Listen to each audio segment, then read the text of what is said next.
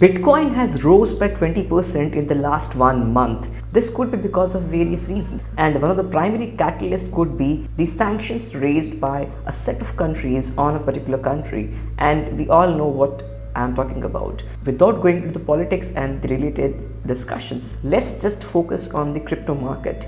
So if you have watched my previous video on the cryptocurrency market and the questions and analysis which I had put forth about the prospects of Bitcoin and cryptocurrency, you would remember that there are three main questions which I have in my mind. There are people like Warren Buffett and Charlie Munger who really don't like crypto, and then there are people like Nick Szabo and Naval Ravikant who are like proponents of crypto market. You pretty much have guessed it right that I am sitting on the fence because of the three questions which I have put forth about the crypto market. My current stand on this is that I think of crypto market as a kind of an asset class over which you could have a bit of exposure, a bit like you can have a bit of exposure to Bitcoin, no pun intended here. Whatever is small enough for you, which will not affect you in a big way, and if there are good upsides to it, so definitely you will have something to cheer about. You will have a good payoff,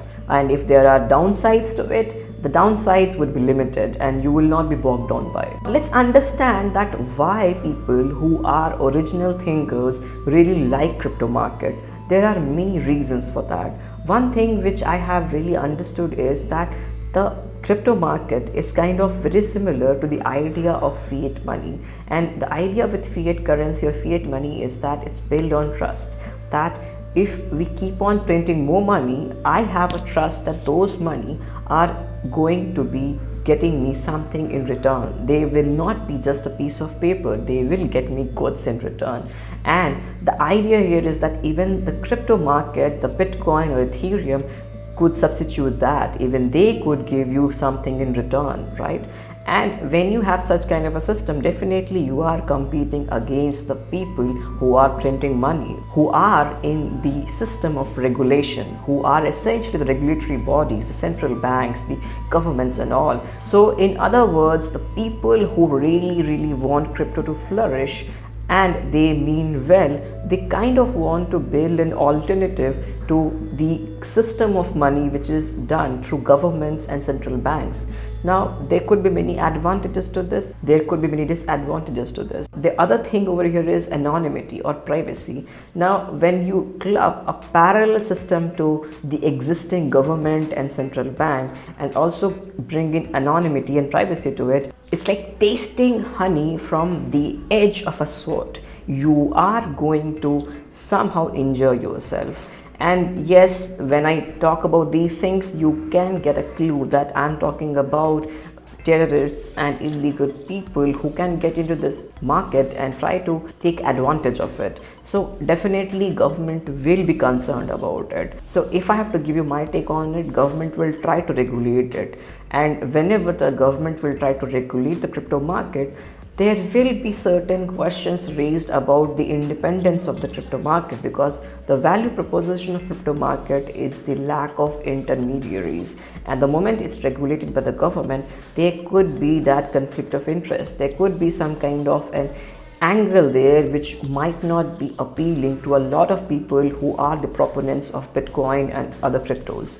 So if I have to give you my current stand on this, I'll reiterate that you can think of it as an exposure to a very novel kind of an asset. And if I can just recall something from the history, there have been a lot of asset bubbles like the tulipomania, but I don't think that Bitcoin market or crypto market is very similar to tulipomania. But I guess you kind of have that feeling that maybe this is a bubble, it could burst anytime soon. So that is why there is a technology behind it which is promising, and I really am a good proponent of that technology, blockchain, and I believe that blockchain technology can bring a lot of revolutions.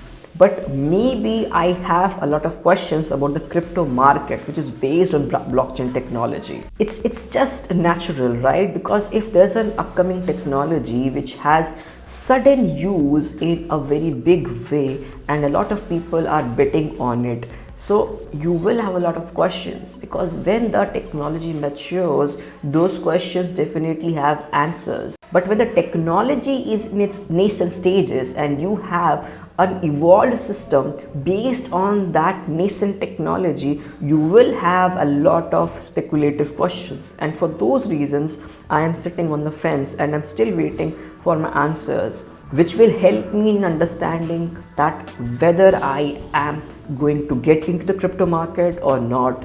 So if you are not invested in the crypto market yet and you have questions in your mind, you are not missing out on anything. Don't be in FOMO and try to get into the crypto market. You must have some kind of an idea that what you're getting into, and you must have some kind of a risk taking ability. And that's why don't bet big, bet small. Just give tiny bits to Bitcoin and sleep on it.